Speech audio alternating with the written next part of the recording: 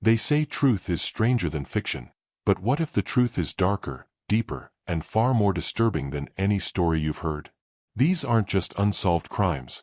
They're nightmares whispered through walls, secrets buried beneath innocent smiles, and cases so twisted they feel like urban legends.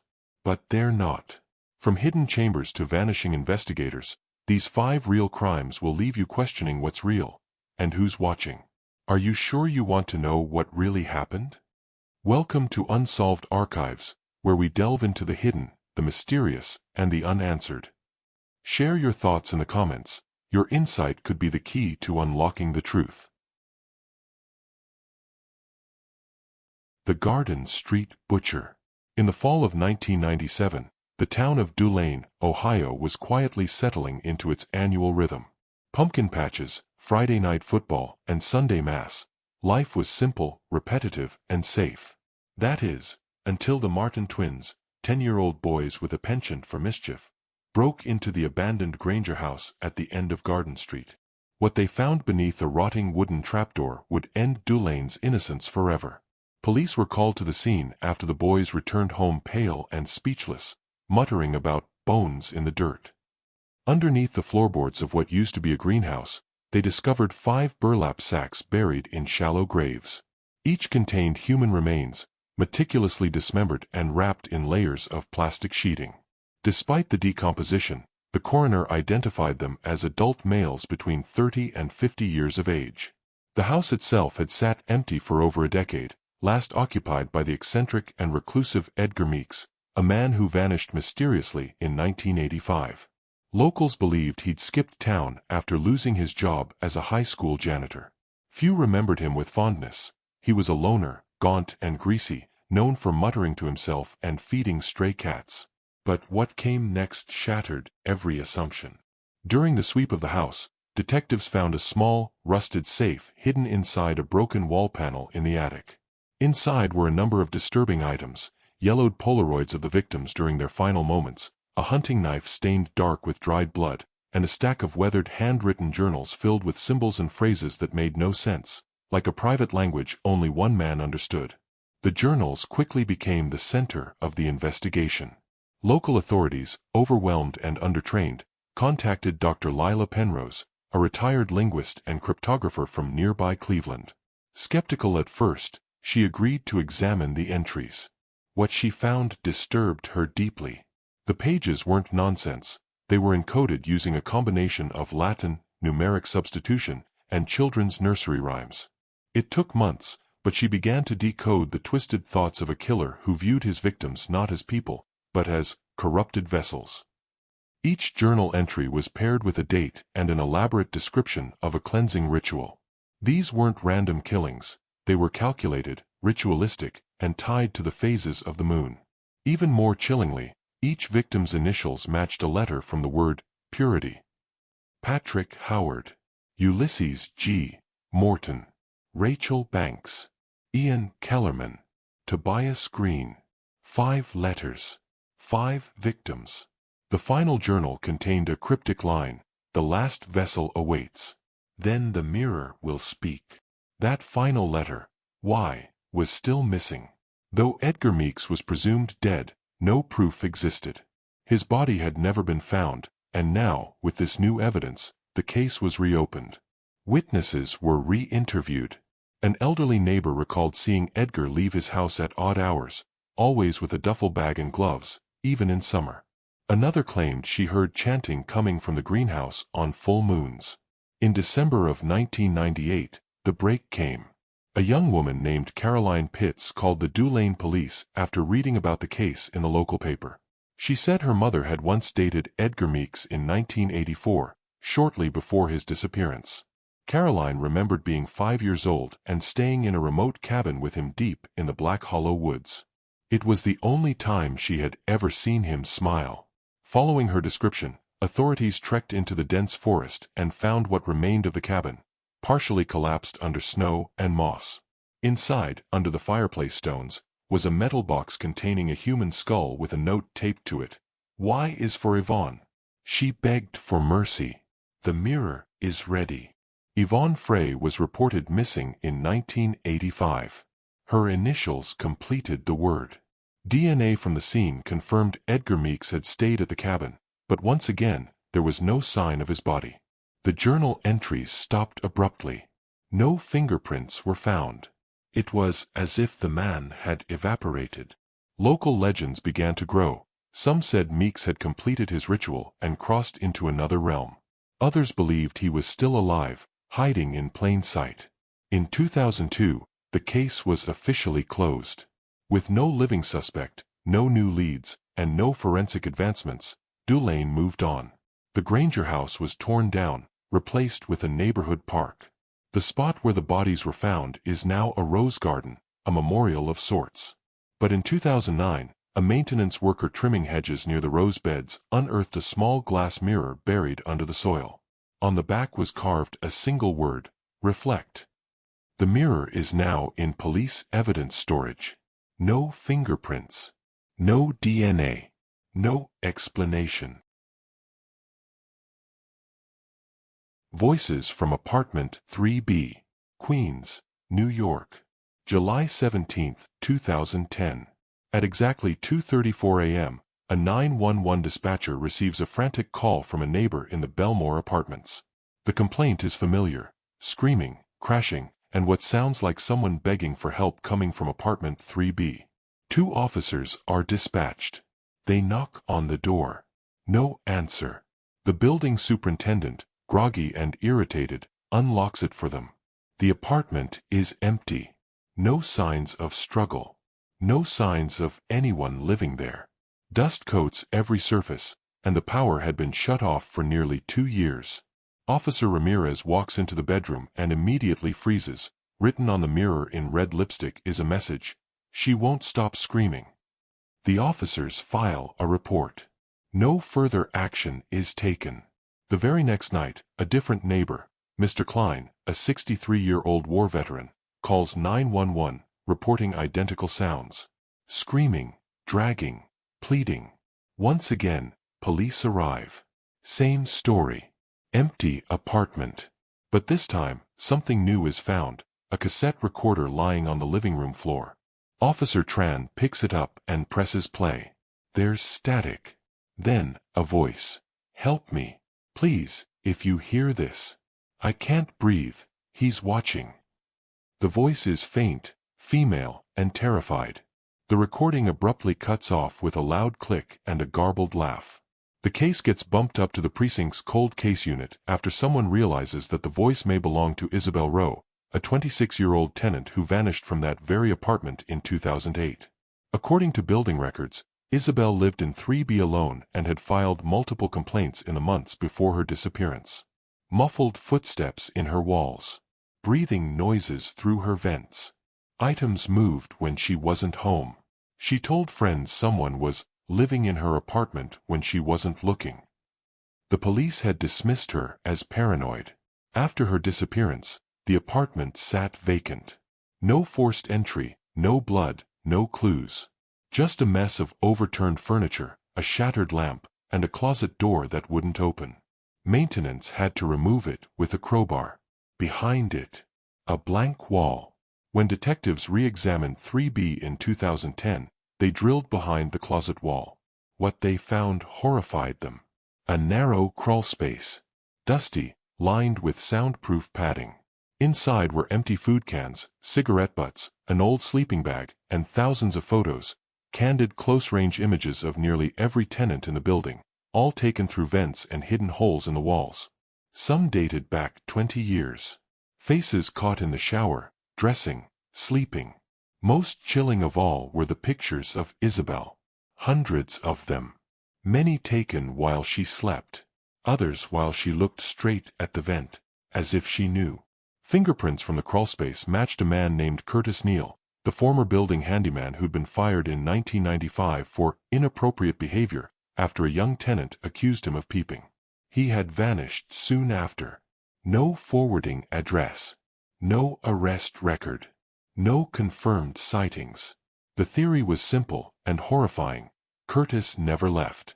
He had stayed inside the walls, watching, listening, living undetected for over a decade. Tenants came and went, and he stayed, crawling through ductwork and hiding in unused units. But how had he survived? Who helped him? And where did he go? Detectives traced an old tunnel that ran beneath the building, a forgotten maintenance shaft sealed off in the 1980s. Inside it were more sleeping bags, old porn magazines, and a stack of cassette tapes, each marked with dates and apartment numbers. Many of them were just hours of ambient sound. But some had screams. One tape stood out. It was labeled 3B, Final. On it, Isabel can be heard screaming for several minutes, then silence, then whispering. "Now she's part of the walls," says a male voice. "Now she listens with me." The investigation never found Curtis Neal. Some claimed he died in the tunnels. Others believed he fled the city. But months later, in February 2011, tenants of Belmore began reporting new issues, drawings appearing on their walls overnight. Stick figures. Eyes. Names. Then a new resident in 3B vanished. Jasmine Leung, 22. She had moved in after the crawlspace was sealed and renovated. Police found her phone in the sink, still recording. The final image on her camera roll was a blurry shot of a man's face behind her bathroom mirror. The landlord boarded up the apartment permanently. It remains sealed to this day. Local teens dare each other to knock on the door at night. Some claim they hear scratching. Others say you can hear a woman whisper, "He's still here. Run." The Drowning Pact. Mossbridge Lake, Oregon, was the kind of place where people went to disappear from the noise of the world. Surrounded by dense pine forest and shrouded in fog most mornings, it held an eerie calm that locals had grown used to. But in August of 2003, that calm was broken when the bodies of 3 high school students were found lying side by side on the lake shore, their hands clasped together, water still dripping from their hair. The victims, Samantha Holtz, Marcus Avery, and Peter Lang, were close friends, all aged 17. The sheriff's office initially ruled it a tragic suicide pact. The teens had left no notes, but their bodies showed no signs of trauma, and toxicology reports came back clean. They had simply drowned, despite all being strong swimmers. The town mourned. A candlelight vigil was held. Their yearbooks filled with scribbled memories and flowers. But something didn't sit right with Detective Mina Calder, a former FBI profiler turned small-town officer. She noted that the trio's bodies were found dry, except for their heads and torsos. Their legs were caked in mud, suggesting they had walked out of the water, not floated in from drowning. More peculiar, all 3 wore identical chains around their necks, handmade, woven from reeds and pine needles, each bearing a wooden pendant carved with a different symbol. The parents claimed they had never seen them before. When Mina searched Peter Lang's house, she discovered a locked metal box under his bed. Inside were a series of drawings and journal entries, dark, disturbed images of the lake swallowing children, and crude sketches of a pale figure with hollow eyes standing waist-deep in water. One page in particular caught her attention. It read, "She promised us silence. She said we'd never hurt again. We just had to go with her." The page was dated 2 weeks before their deaths. Mina reopened the case as a potential homicide. She dug deeper into the trio's recent activities and found a 4th name, Evan Dorsey.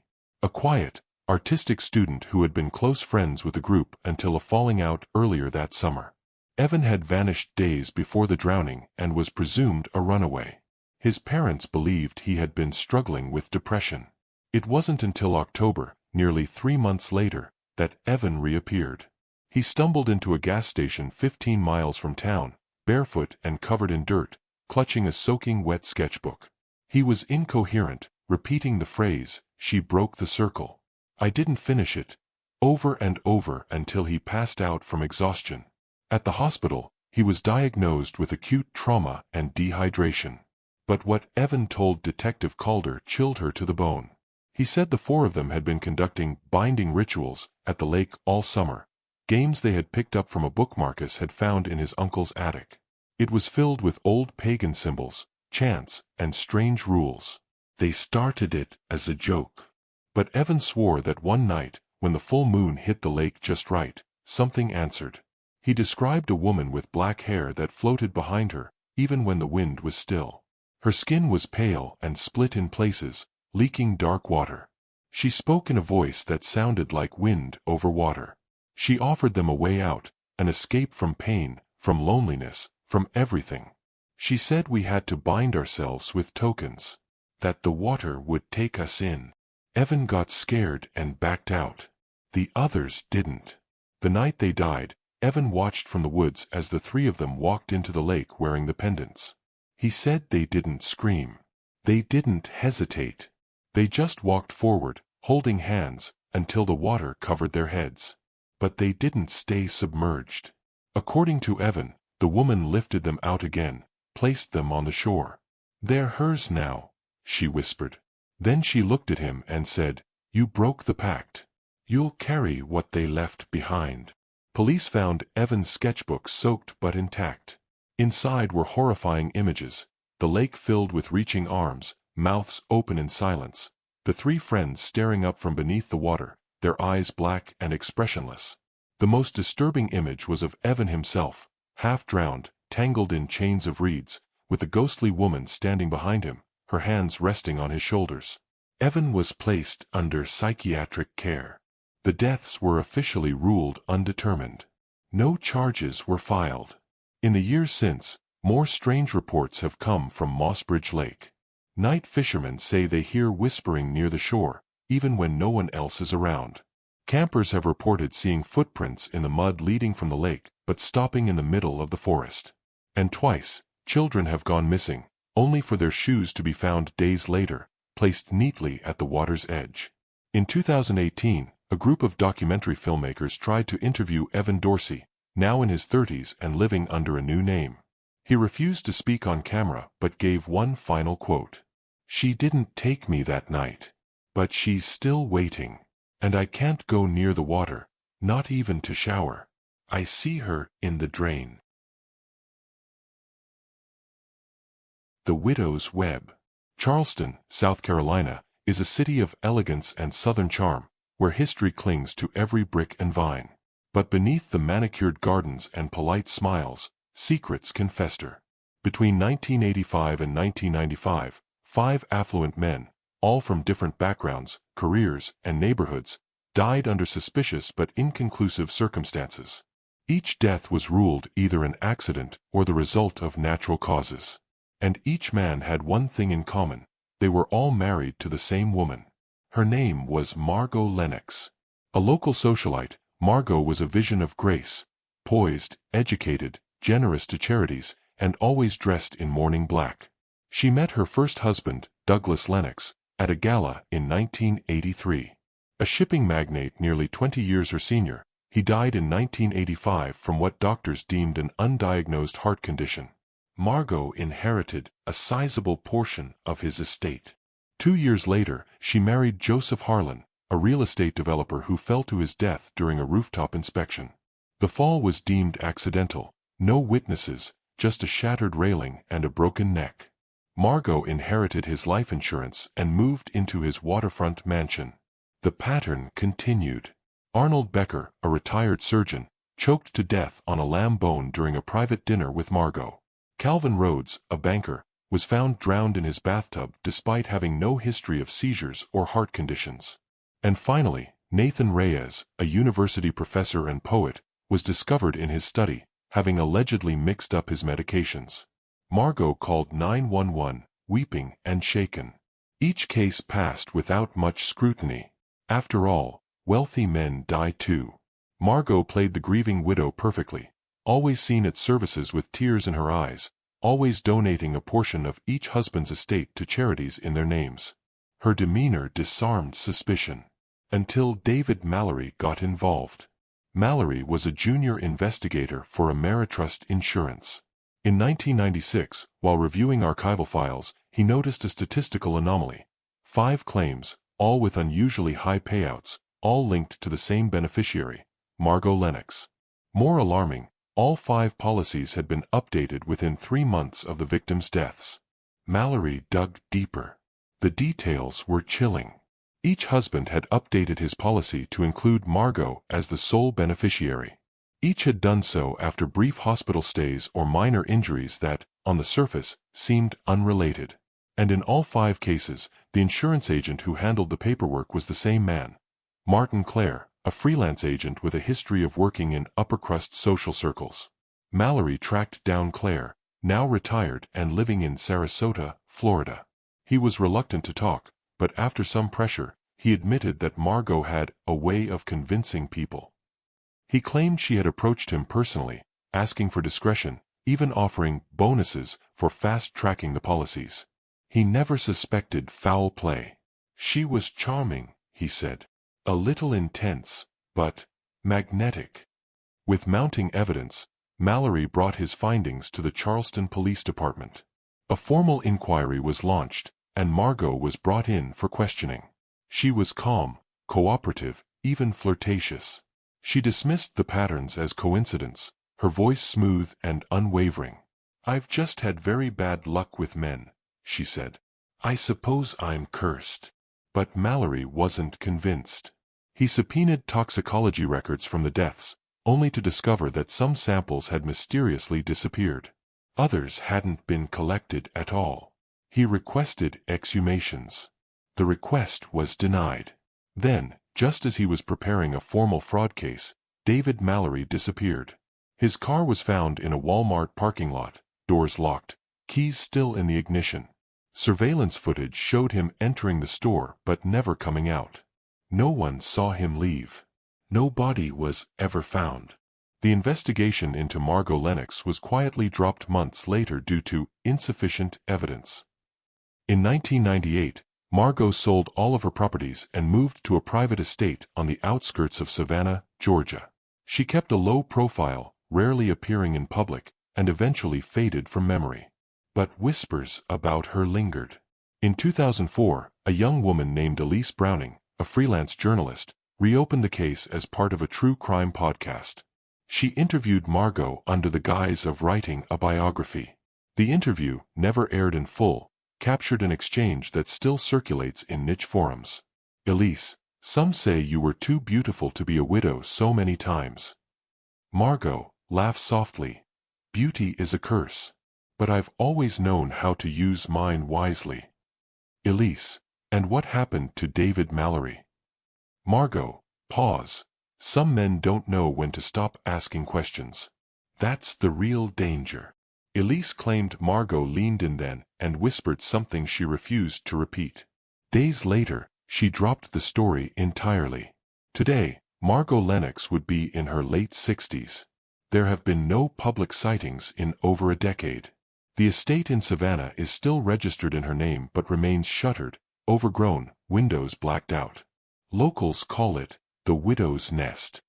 No arrests were ever made. No convictions. And no one has ever managed to prove that Margot Lennox killed her husbands, or that she had help. But one thing is certain, everyone who's tried to expose her has either vanished, or changed their mind. The Boy in the Walls. Dunmore, Pennsylvania, 1991. A modest 2-story colonial home sits at the edge of town, weathered but lived in. Owned by the Bellington family, Jonathan, Margaret, and their 8-year-old daughter, Lily. It had once belonged to Jonathan's late uncle, who left it to him in a will. They moved in with hope, a fresh start away from city life. The first few months were quiet, peaceful even. But by winter, small things began to change. It started with noises, scratching in the walls at night, faint giggles coming from empty rooms, footsteps in the attic. Jonathan assumed it was rodents. He laid traps, called exterminators, but nothing ever turned up. Then Lily began talking to someone. When asked who, she'd simply say, "The boy." At first, it seemed like an imaginary friend. Common enough. She'd whisper to him during meals, draw pictures of him, always the same, a stick figure with large eyes and no mouth, labeled only Tommy. Margaret grew uneasy. Especially when she caught Lily talking to the dark closet in her room, nodding, listening, then shushing her mother. One night, she swore she heard a second voice answer back. High-pitched. Not quite human. Jonathan, ever the skeptic, laughed it off. until they found the dead bird. It was in Lily's dresser drawer, its neck twisted, eyes wide, feathers plucked. Above it, written in childlike handwriting, "For Tommy." When questioned, Lily insisted she didn't put it there. "He told me it was a gift," she said. "He lives in the walls. He watches us." Jonathan tore the walls apart. Nothing. That same week, the family dog vanished. The next morning, they found muddy footprints leading from the back door to the basement. Only 2 sets. One large, one small. The police were called. They found no sign of a break-in. No signs of struggle. But the officer who walked through the basement paused at the far wall. A portion of it was made of thin plasterboard instead of stone. Behind it was a small, dark crawlspace. Just 4 feet high. Inside were blankets, snack wrappers, and an old stuffed rabbit. But no one. That night, Lily didn't sleep. She kept looking at the vent near her bed. "He's mad," she whispered. "He doesn't want us here anymore." Then came the night screams. Lily's voice echoed through the house around 2:13 a.m. Her door was locked from the inside. When Jonathan finally broke it down, she was huddled in the corner, sobbing, pointing to the vent. "He was in here," she sobbed. "He came out." Her bedsheets were soaked. Claw marks, too large for a child, lined the inside of the vent cover. The family left the house the next day, staying with relatives. Investigators returned. They brought thermal scanners, dogs, even cadaver teams. That's when they found the chamber. Behind a false wall in the attic was a hidden room. Small, square, filled with toys, tattered books, and a mattress stained with age. On the wall, hundreds of tally marks carved into the wood. Beneath them, a single name etched over and over again. Tommy. The police pulled old property records. The house had once belonged to the Griggs family in the 1950s. They had 2 sons, one of whom, Thomas, had disappeared at age 9. The parents claimed he had run away after behavioral issues. No charges. No follow-ups. But newspaper archives painted a darker picture. Thomas was a troubled child. There were rumors of him harming pets, of setting fires, of hiding under classmates' beds during nap time. Then he simply vanished. His parents moved out a year later, and the house passed through several owners. Some families stayed for only weeks. Others complained of feeling watched, or hearing breathing in the walls. But no one ever stayed long. The house gained a reputation. Locals called it the Hollow Home. Forensics found a set of fingerprints in the crawlspace. Small, childlike, a match for none of the living. DNA taken from the chamber matched nothing in any criminal database. But the forensic psychologist on the case offered a theory. If Tommy had survived alone in the walls for years, he'd have developed a feral dependency on hiding, observing, manipulating. He may have come and gone over decades. Watching families. Whispering to children. Playing with the idea of being imaginary. When Jonathan and Margaret were told all this, they broke down. They put the house up for sale within the month. But no one has lived there since. Today, it stands silent. Boards nailed to windows. Grass growing tall.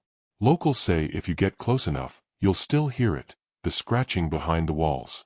The giggle of a child. The low creak of someone crawling just beyond sight. And sometimes, if you whisper the name Tommy through a vent, you just might hear someone whisper back. Every case adds a new layer of mystery, leaving more questions than answers. Which one lingers in your mind, and what's your take on what really happened?